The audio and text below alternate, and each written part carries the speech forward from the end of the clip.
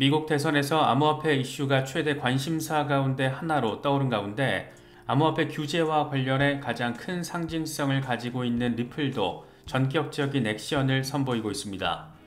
암호화폐와 블록체인 분야 슈퍼팩 정치후원회 페어쉐이크에 2,500만 달러를 기부한 겁니다. 암호화폐의 우호적인 후보를 지원하기 위해서 대놓고 2,500만 달러를 뿌린 건데 우리 돈으로 3,250억 원이 넘는 거액입니다. 이와 관련해서 리플은 보도자료를 통해서 SEC의 집행에 의한 암호화폐 규제 방식은 실패했다. 리플은 미국에서 긍정적인 규제 환경을 형성하는 데 기여하기를 바란다. 올해 선거는 암호화폐 역사상 가장 중요한 선거다. 이렇게 밝혔습니다. 미국 대선 전국에서 암호화폐 이슈에 이렇게 불을 질러버린 인물은 단연 트럼프입니다. 나는 미국에서 암호화폐와 비트코인의 미래가 이루어지도록 보장할 것이다. 또 5천만 명의 암호화폐 보유자에게 셀프 커스터디 권리도 보장할 것이다. 미국 상원의원인 엘리자베스 워렌이 비트코인 근처에 얼씬도 하지 못하도록 할 것이다. 이렇게 멘트를 날리면서 암호화폐에 부정적인 입장을 보여왔던 엘리자베스 워렌과 민주당을 향해서 정면으로 날을 세웠습니다. 분위기와 상황이 이렇다 보니까 바이든 캠프 역시 발걸음이 바빠진 모습입니다. 이와 관련해서 더 블록은 바이든 캠프 관계자들이 암호화폐 업계 거물들을 찾아 암호화폐 관련 정책 지원을 구하기 시작했다. 이건 바이든 행정부의 기조가 크게 변화했음을 보여주는 것인데 바이든 캠프는 2주 전부터 암호화폐 업계 리더들과 접촉해 왔다라고 설명했습니다. 그렇게 암호화폐 업계에 개무시하더니 정치적 역풍 앞에서 고개를 숙여버린 겁니다. 더 블록은 그러면서 은행 등 엄격한 규제를 받는 금융기업의 암호화폐 커스터디 의무에 대한 회계 지침을 반대하는 초당적 법안의 거부권을 행사하려는 바이든 행정부가 거센 역풍을 맞으면서 이 같은 기조 변화가 나타난 것으로 보인다. 또 최근 트럼프 전 대통령이 암호화폐 친화적인 입장을 보이고 있는 것도 영향을 미친 것으로 보인다라고 강조했습니다. 어쩌다 보니 민주, 공화 양당의 대선 후보들이 암호화폐 친화적인 입장으로 전면적인 태세 전환을 선보이고 있는 건데 의회에서도 적극적인 입장을 연일 재확인해주고 있습니다. 이와 관련해서 패트릭 맥켄리 하원 금융서비스위원장은 2025년 이전에는 암호화폐 규제안이 제정될 것이다. 암호화폐 정책 수립은 이제 거스를 수 없는 흐름이고 이를 위한 법률 제정도 반드시 필요해졌다. 관련 법안들이 이번 회기 안에 의회 문턱을 넘어서 바이든 책상에 올라갈 수 있도록 노력할 방침이다. 이는 특정 법안을 콕 집어서 말하는 건 아니고 어떤 암호화폐 법안이든 그렇게 만들겠다. 그렇게 다짐하고 있다. 특히 21세기 금융혁신기술법은 이미 합의가 끝난 법안이며 정부도 이를 무시할 수는 없을 것이다 라고 강조했습니다. 분위기가 이렇게 급반전이 이루어지다 보니까 SEC를 중심으로 지금까지 추진돼 왔던 우악스러운 집행을 통한 규제 방식에도 변화가 불가피할 전망입니다. 특히 민주당 정부까지 저렇게 큰 스탠스 변화를 보여주다 보니까 한 표가 아쉬운 상황에서 더 이상 SEC 위원장이 꼴값을 떠는 행동을 하는 것에도 제동이 걸릴 가능성이 엄청 많이 무척 높아진 모습입니다. 이와 관련해서 암호화폐 변호사 제임스 머피는 트럼프가 11월 대선에서 승리할 가능성이 있고 이렇게 될 경우 SEC와 여러 암호화폐 기업 간 소송이 기각될 수가 있다.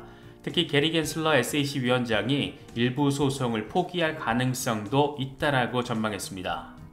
여기에 더 재밌는 상황, 일대 사건이 더해지기도 했는데 이건 법원발로 등장을 해줬습니다.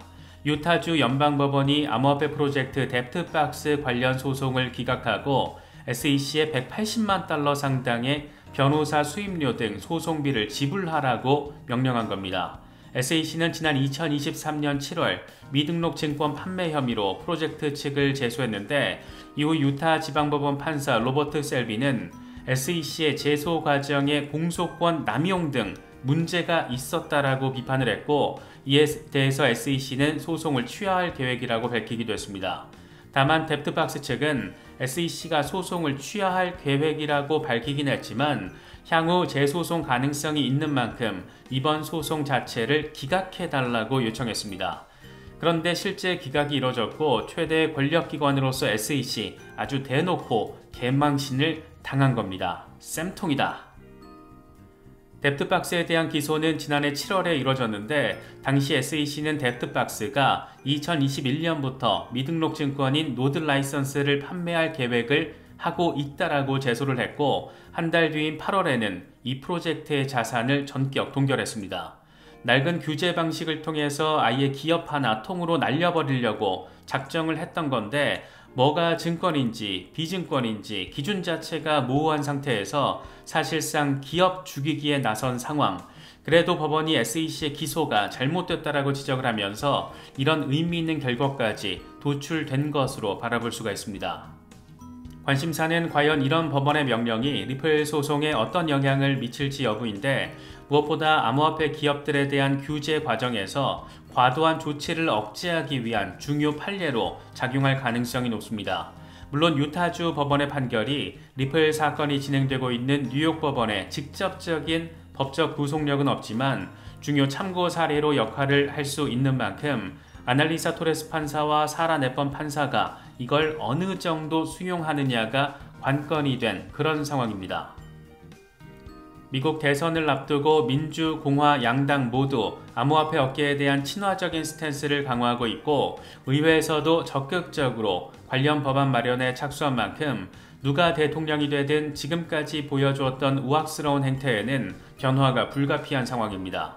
특히 트럼프의 경우에는 전면적인 정책 스탠스 전환을 지금 보여주면서 이런 분위기를 리드하고 있는데 결과적으로 리플 소송 사건을 비롯해서 그동안 악재로 작용해왔던 SEC의 규제 방식이 지금 같은 모습을 이어가기는 현실적으로 엄청 빡세졌다는 점에서 조금만 더 시간이 지나면 의미 있는 상황을 바라볼 수 있지 않을까 그런 생각이 드는 것은 꼭 기분 탓만은 아닌 것 같습니다.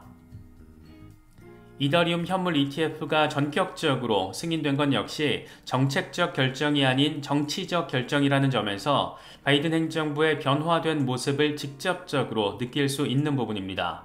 이미 8개 기관에 대한 19B4가 승인된 만큼 이제 증권신고서 S1에 대한 승인만 남은 상황인데 이 역시 속도감 있게 진행되고 있는 모습입니다. 블랙록은 이더리움 현물 ETF 증권신고서 업데이트 버전을 제출한 것으로 나타났습니다.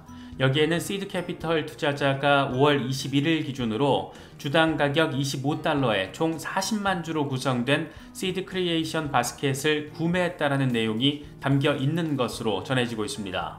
이와 관련해서 블룸버그의 ETF 애널리스트 제임스 세이파트는 우리가 기다리고 있던 내용이고 이건 발행사와 SEC가 이더리움 현물 ETF 출시를 위해 노력하고 있는 것으로 바라볼 수 있다. S1 승인까지 얼마나 시간이 걸릴지 알 수는 없지만 빠르면 몇 주 안에도 가능하다 이렇게 설명했습니다.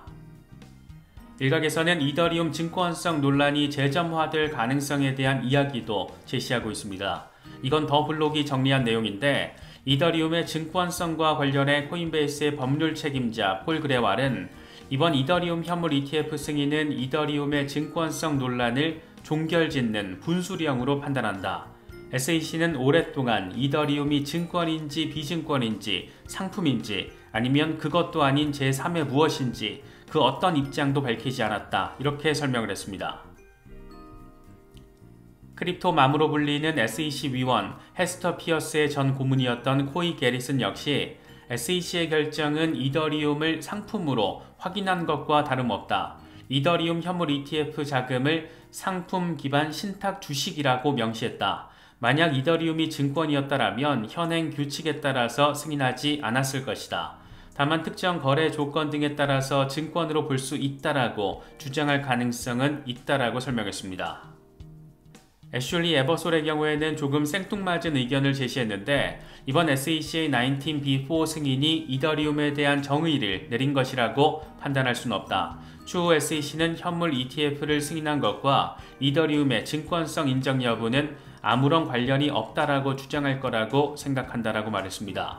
하지만 이더리움 현물 ETF 승인은 SEC의 정책적인 결정이 아닌 바이든 행정부의 정치적인 결정에 훨씬 더 가깝다라는 점, 누가 대통령이 되든 SEC의 수장은 교체가 될 것이라는 점 등을 생각해보면 이더리움의 증권성 논쟁은 사실상 종결된 것으로 바라보는 게 맞지 않을까 개인적으로는 바라보고 있습니다.